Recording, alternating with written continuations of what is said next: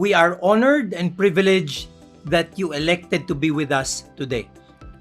It's going to be a very exciting topic, quite controversial in certain pockets. It would really depend on how we will be able to engage and clarify matters. The most important thing that I would like to start with is that overall handle of the fact that Rampver Financials is an open architecture financial services distribution firm. We have distribution agreements with the best principals and carriers of financial products in the country. Almost all the fund managers are within our roster, and also the leading insurance firms as well. And we're talking about life and non-life. We also have engagements with other service providers like HMOs and even, other providers that are in the investment management space.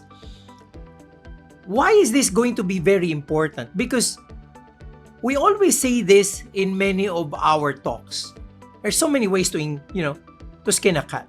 There's so many ways to engage and address financial needs.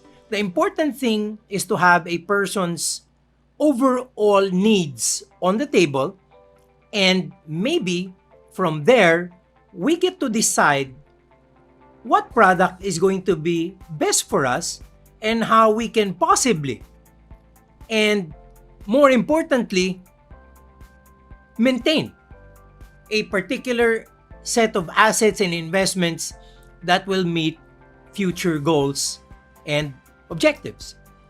So, the discussion has to focus on insurance because that's exactly our title. However, I get to tell a lot of people that because of the statement of there's so many ways of skinning a cat, there are really many ways of skinning a cat. There are a lot of purists who would probably tell us that this is the best approach, while other financial advisors will say it can be the opposite extreme. We at Rampver Financials wouldn't have any biased lens like that. Why? Because we can actually do both. We can actually deal with both ends of the spectrum. The only difference for us is this: the fact that we don't decide how. It's going to be the person who decides, and we basically just play our role in terms of becoming an enabler so that whoever deals with us gets access and serves, the particular objectives and meets the particular goals that they set up for themselves early on. So, this being said, this whole thing is going to be all about financial wellness. So, many people somehow start with that idea. In fact, you're probably here because you'd like to be financially well, and whatever you're going to be learning this afternoon has to contribute to that wellness. But I always mention it again and again and again. Many people want to be certain things they cannot even define.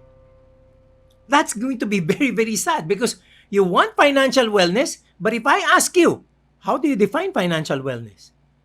Many of us can't even pin down our own definition, our own appreciation, our own understanding of financial wellness. And that's going to be sad because how can you have, and how can you experience and enjoy something that you don't exactly know? So let me present that to you in such a basic definition. Financial wellness is achieving financial security and financial freedom of choice today and in the future. Plain and simple. Financial security and financial freedom of choice in the present as well as the future. What is financial security? Being able to handle all of our needs and obligations, being able to give our family what they deserve, or even what we should afford, and make them enjoy the very best out of what we are capable. Remember that, out of what we are capable, because living beyond our means will put something else in jeopardy. That is going to be the next statement. In the future, because it's not just today, it's also going to be in the future. So you've heard this many times. Enjoy today, sacrifice in the future. Or sacrifice today, enjoy the future. But I guess the most ideal is enjoy today and enjoy the future. That is wellness. That is what this is all about. So much so that you can, in your own terms, have what you need wherever you need it, in whatever way, shape, or form, and in whatever price you're able to afford it, today and in the future. As you adjust your needs, goals, and objectives, you're able to afford it today and in the future. Sometimes it's not all about financial obligation. Sometimes it can be, again, anything that we might want to have. And I tell a lot of people, the wealthy can eat tuyo and kamatis, but not every day, right? They are not forced to eat that every day. There are times when they want it, and they should be able to get it. But the day when they want to eat steak, they're also able to do it. So are you putting yourself in a financial track, in a journey where you are going to be secure today? You're able to provide everything that your family needs today. And you're within that track to be able to provide that in the future. And I'm not just talking about family, even yourself. And even people who might need you. How are you going to be able to deliver for them as well? This is what wellness is all about, and that's the way we get to start this discussion. We get to start this journey. Now, let me zero in on the major concern for this webinar, and that's insurance. There's always a tug-of-war between insurance and investments. Insurance, that's not a good investment, but I might probably need it. But I'd like to invest. Somehow I don't want to be insured. But again, can you, based on the definition of financial wellness, can you actually be secure and have the freedom of choice if you don't have an insurance coverage? If anything happens to you, who's going to replace you and your income for your loved ones? That would be their financial security today and in the future if something happens to you. That's going to be put in question. So when I discuss life insurance, there is always no exception that I get down into a discussion of the X curve. I'm so sure some of you are familiar with this, but for those who are not, then maybe it's going to be one of the first things, one of the first lessons you're going to be learning today. For those of you who know the X curve, that's going to be great, because for you, it's going to be an affirmation, and maybe it's a push on the details to make us appreciate and understand it even more. So where do we begin this X curve? We begin with the first line. And the first line is our law of decreasing responsibility.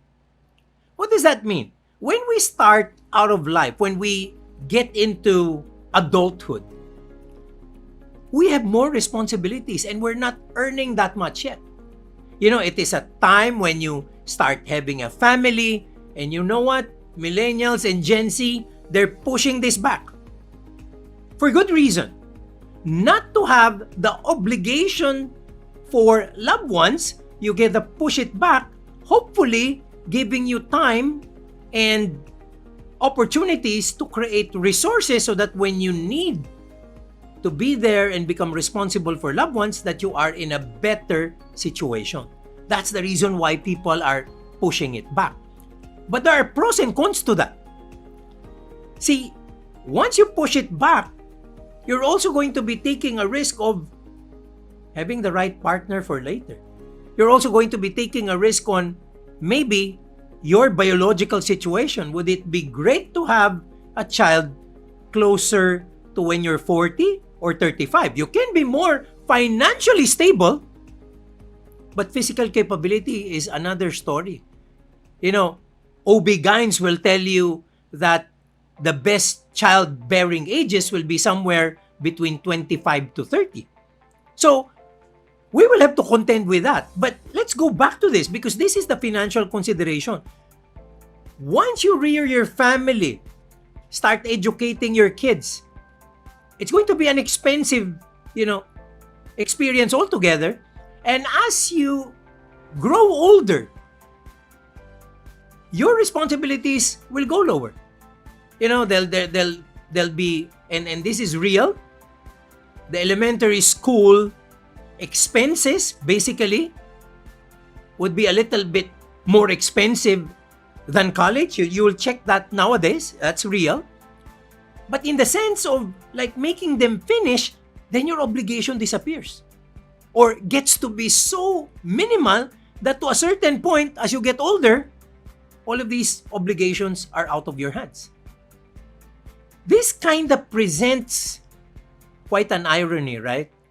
You're going to be having more obligations, more responsibilities at a time when you're earning less money. And at the time when you're earning more money, the responsibilities go down. And this idea is kind of stretched. If you're having a profession that crystallizes this in real, more obvious terms, like being a doctor. We all know that, doctors who start their careers certainly don't get anything much in their residency. They don't get anything much as they start being, an adjunct consultant for a given hospital. It is when they become specialists. It is when they become experienced and they grow with age and their expertise in the profession that they get to earn higher. By that time, your kids are done studying. By that time, the obligation is lower. So that's basically an irony there. The next part of that X curve, the other curve of that X, is your wealth building curve or the law of wealth building. It says, today, you don't have that much wealth because you're just starting, but later on, you will be getting more wealth because you are going to be accumulating a little more.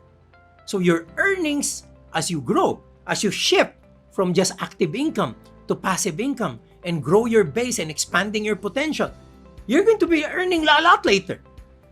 But again, the irony is that will come when you have less obligation. So now, let's combine them. So this is what happens when you combine them, right? And that's why it's called an X curve, because it looks like an X and it separates your life within a time when you're generally less secure. And after that particular break-even point, you become more secure. Now, the point is this. How much insurance do you need now? Do you need insurance when you're more secure? Or do you actually need insurance when you're less secure? The answer is obvious. However, when we go out there and secure insurance, we don't think about these things. It is when you are young that you don't have the money yet that you are at risk as far as your financial responsibilities go with your loved ones. Later on, when you have the money, maybe to even pay for bigger premiums, that's the time when insurance is probably not as necessary. That's the irony of this X curve, and that's the reason why, addressing security and financial needs can actually be a challenge for many people. So let me just give you how this practically unfolds. Think about it. When you're younger, that's the time where that whole coverage, your wealth versus your obligation is highest. That is the time when you're almost not saving money. Whatever you earn, you get to spend. So if you disappear in this world, who's going to replace that income? And your family is going to be at the most precarious situation because it doesn't have a base to look after. It doesn't have a base to start on. So there has to be a very crucial obligation, a very crucial responsibility at that point. And it's called estate creation. You have to build an estate from nothing. Because if you disappear, that estate is what's going to make sure that all your objectives for your family will still be realized and achieved. They will miss you. They will not miss your income. However, as you grow a bit older, as you earn a little bit more, flourish in your career, what happens? You now have less responsibility and you have a little more wealth.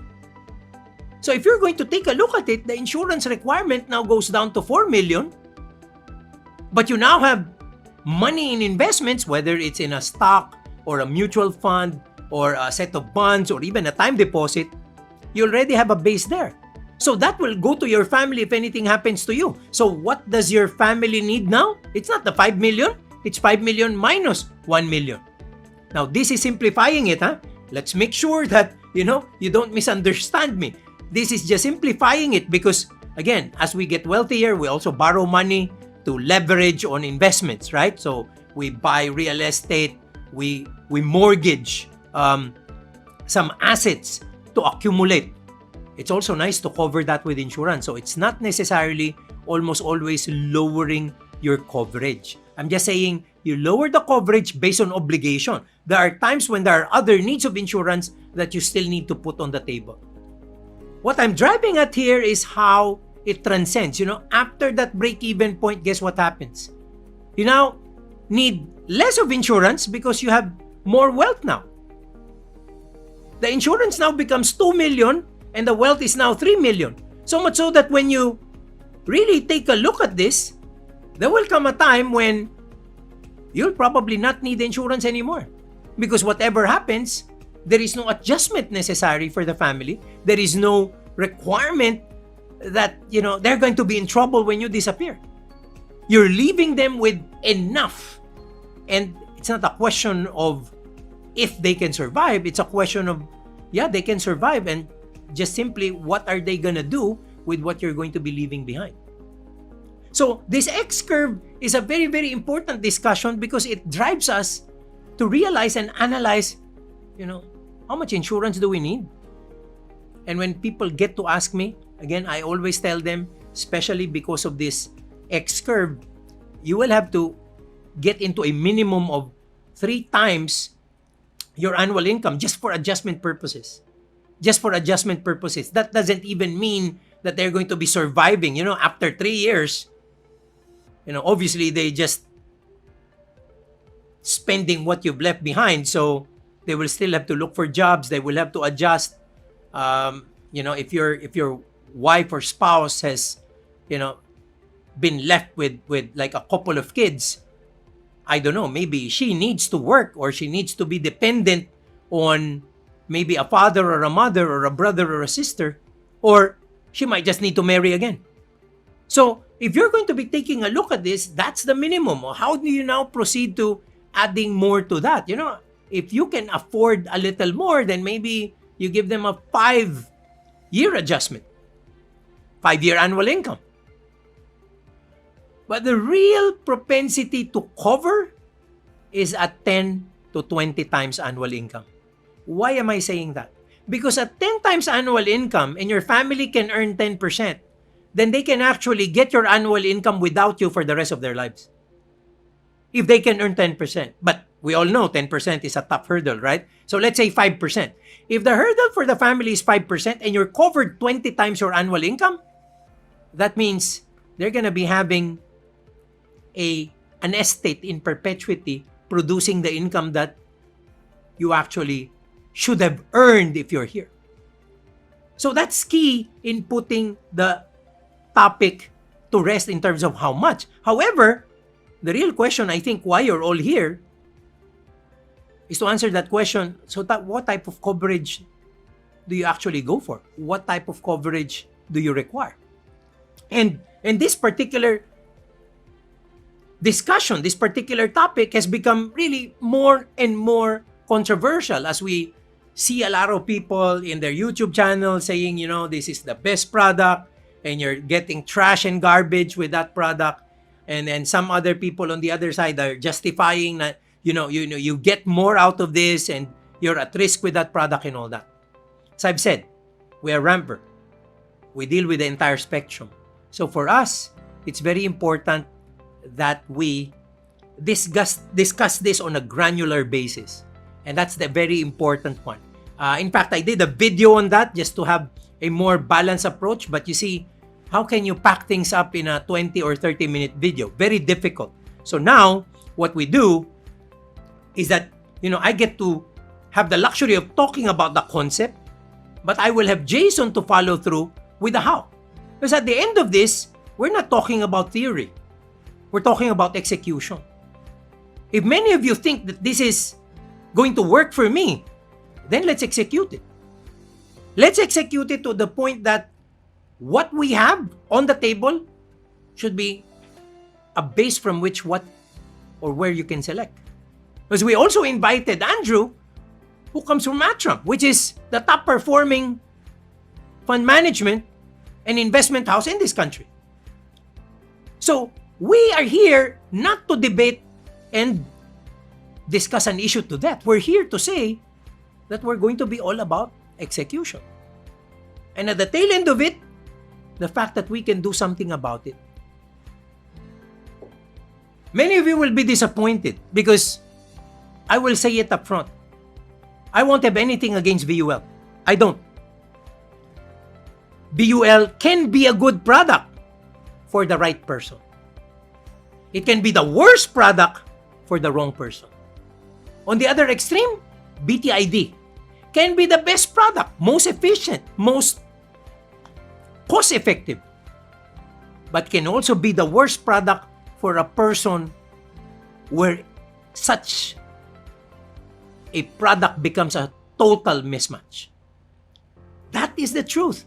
In financial services, sorry ladies and gentlemen, unlike clothing, in fact, one size does not fit all. Like, you remember, there was a time when we bought t-shirts, and when you go to Green Hills and you ask what's that size, and people will say, oh, that's what we call free size. So whether you're small, medium, and large, you'll fit. It's loose when you're small, it's kind of tight when you're a large person, but all three sizes can wear it. In financial services, that doesn't work. That doesn't work. Or maybe it does work on a temporary basis. It doesn't work for the long term. We're not going to be focused on discussing a product for what it is. We'll have to discuss a product for what it can do. That is a most important part of this conversation. Because if we're going to be saying that what the most efficient is great for everyone, what the most conservative approach is going to be great for everyone, is going to be probably one of the biggest lies we can come up with. Really. On the other hand, we can often say that, this, which is probably the most expensive, can be criminal to offer someone who cannot afford it. But you see, for someone who can afford it, and someone who doesn't want to bother with it, they can actually buy it. So, all I'm telling you, and I will be coming up with analogies on this, and I hope you get to understand it. You get to appreciate it further. As this whole VUL, BTID debate can never be answered if you really get down to the bottom of it. To what's the most important thing is what a person needs. You go to El Nido. We're going to be taking a vacation. We go to El Nido. You can go to Ayala Land Resorts, and they can have a few islands for you. Lagen, Menilok, and Pangalusian.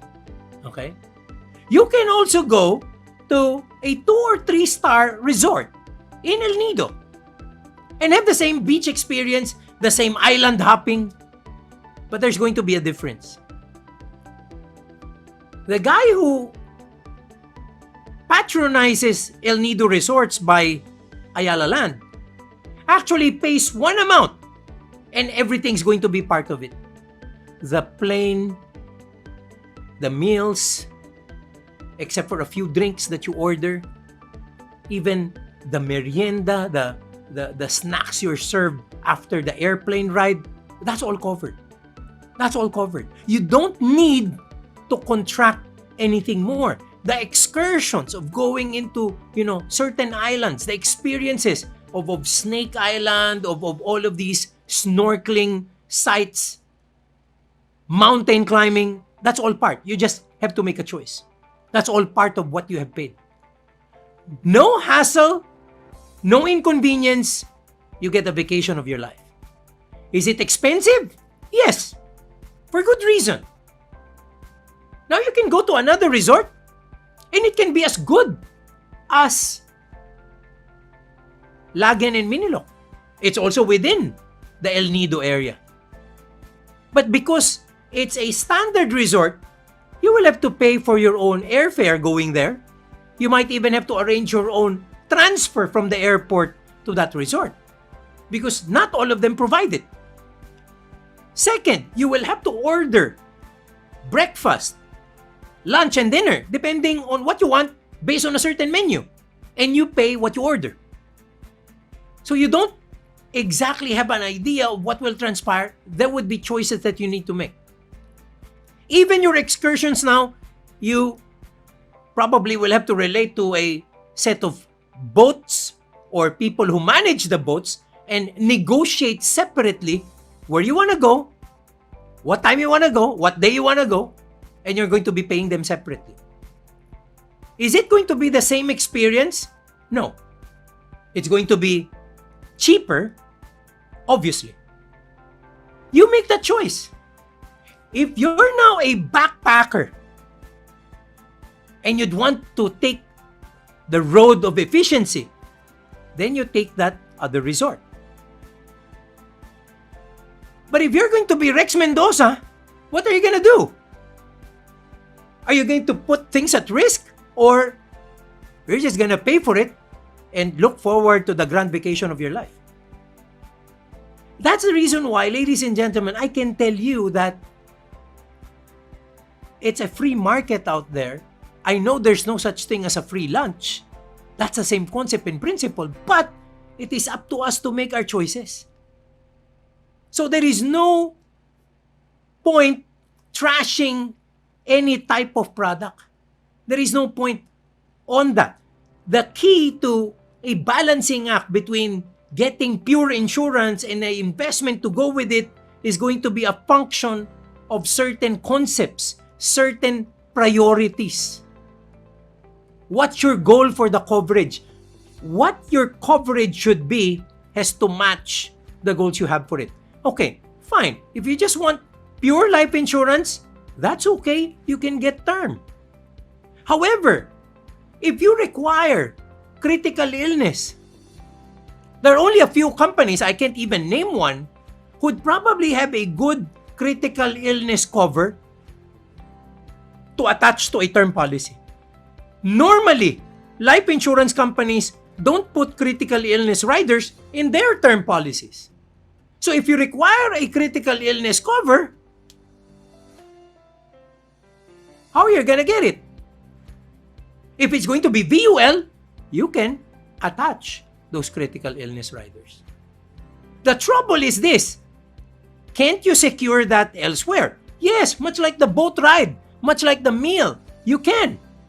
So you can actually have a term cover or an HMO cover together, or a critical illness insurance coverage separate from your life or term cover. So it can't be done. I'm not saying that it cannot be done with an insurance company. It can be done, but you will have to go through the trouble of securing it yourself. That's the downside to it, but it can be done, right? Budget. Look at the X curve. This is where the irony plays out very importantly, because if you don't have the money, obviously your thrust has to be real high-level face amount at the lowest possible cost. Because you don't have the money. Focus on your budget. So you now want something that's going to be well priced so that at the very least you get the coverage you need at the smallest amount possible.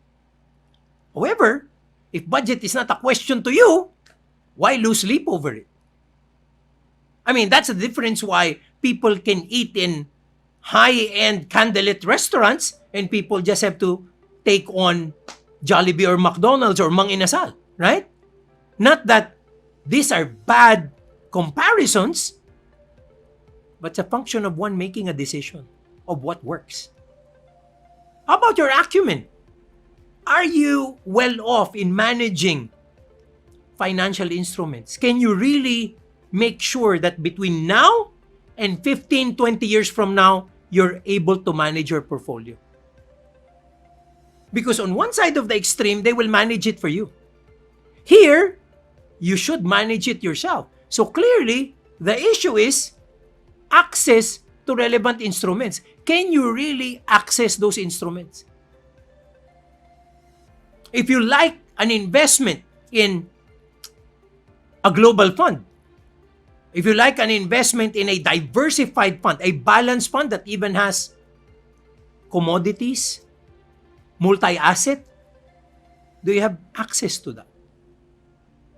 So that's also another priority for a particular decision maker. Now, this is very big, discipline. So I've seen a lot of people go for what's efficient, but they don't have the discipline to deal with it. And let me tell you frankly, term insurance is the highest, has the highest probability of lapsation. So if you don't have the service to go with it, almost always, a lot of people start great with BTID, but falter. Now, the key is this. These are the priorities. This would be the focus. If you notice, I always said downsides about VUL, and I've said downsides of BTID. The plus, ladies and gentlemen, of this conversation we're having today is the fact that you have Rampver presenting to you. And why do I say that? Because Jason will be discussing the elements that are important later. But the key is this. Whatever your issue will be on goals, budget, access to instruments, acumen, discipline, service, you can actually go decide BTID because with Rampver Financials, you cover those risks. Let me repeat that. Because you're going to be dealing with Rampver Financials, you won't have any issues with service. We will serve you, whether that's a mutual fund / term insurance, because that's part of our portfolio. That's part of our set of products that we give our clients. Whatever your budget is, we can swing from extreme to extreme because we have access to all of those products as well. You want discipline? We can even tie you up in such a way that you have automatic debit arrangements with your banks, or you can even give us post-dated checks so that you don't miss on your investments.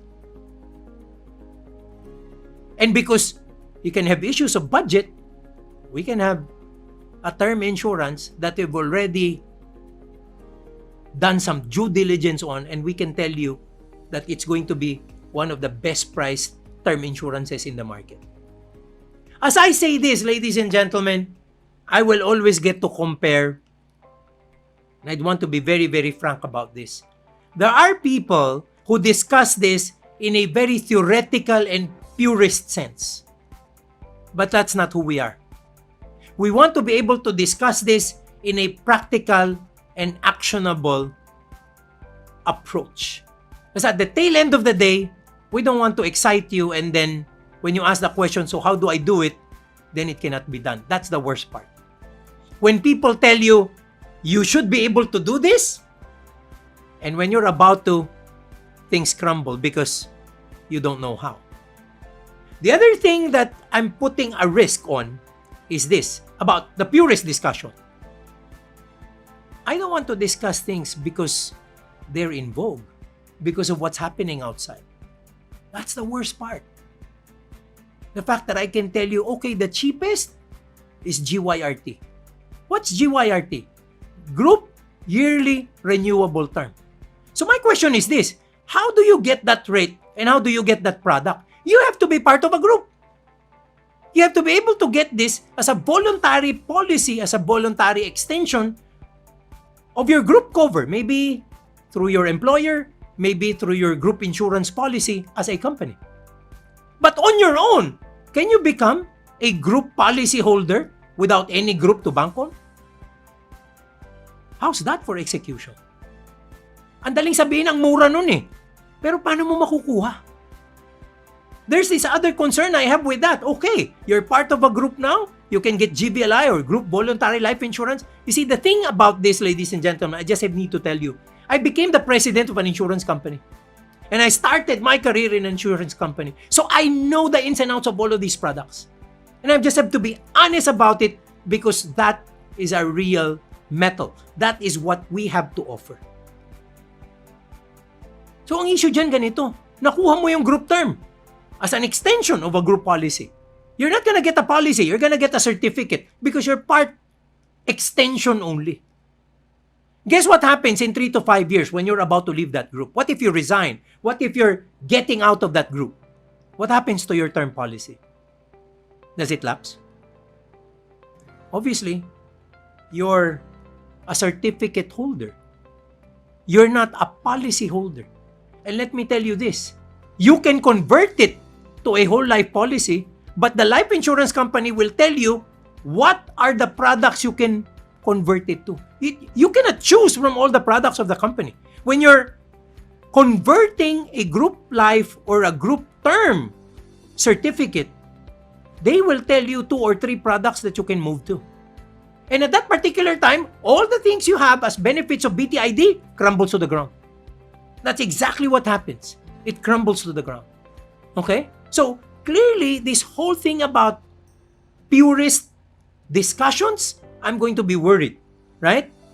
You know, the fact that somebody also said, don't invest in the stock market. Wow! One of the best asset classes, performance-wise, over decades. I myself would probably say that because of my experience.